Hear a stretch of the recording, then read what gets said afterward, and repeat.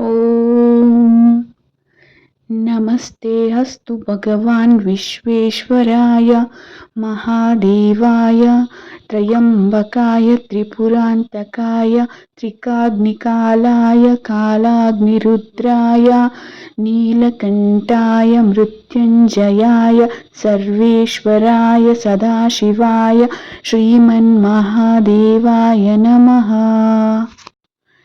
देवराजसेव्यमान पावनाङ्घ्रिपङ्कजं व्यालयज्ञसूत्रमिन्दुशेखरं कृपाकरं नारदादियोगिवृन्दवन्दितं दिगम्बरं काशिकापुराधिनाथ कालभैरवं भजे।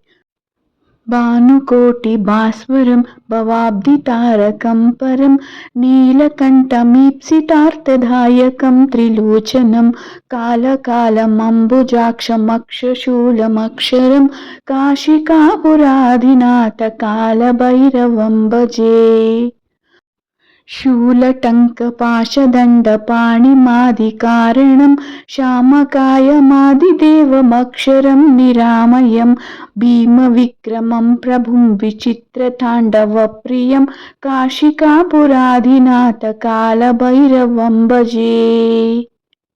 भुक्तिमुक्तिदायकं प्रशस्तचारुविग्रहं भक्तवत्सलं स्थिरं समस्तलोकविग्रहम् विनिक्वणन्मनोज्ञहेमकिङ्किणीलसत्कटिं काशिकापुराधिनाथ कालभैरवं भजे।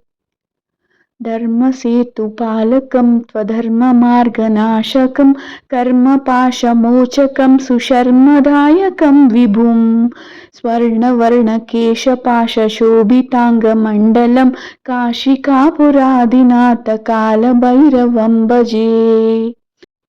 रत्नपादुकाप्रभाभिरामपादयुग्मकं नित्यमद्वितीयमिष्टदैवतं निरञ्जनं मृत्युदर्पनाशनं करालदष्टमोक्षणं काशिकापुराधिनाथ कालभैरवं भजे।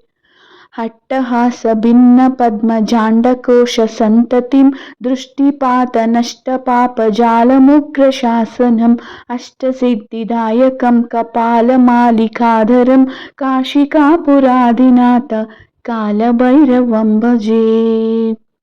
भूतसङ्गनायकं विशालकीर्तिदायकं काशीवासिलोकपुण्यपापशोधकं विभुं नीतिमर्गं कोविदं पुरातनं जगत्पुतिं काशिकापुराधिनाथ कालभैरवं भजे।